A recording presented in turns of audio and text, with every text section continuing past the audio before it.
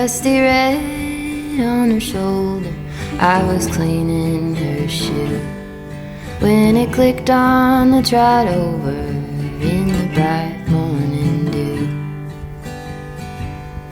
We brushed and we braided dandelions and chewed.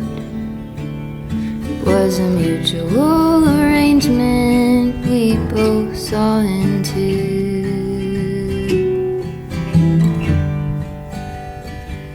But can she walk in the fire? Can she run in the rain? Can she make it up the mountainside? Can she make it down again? I have often wondered if she'll go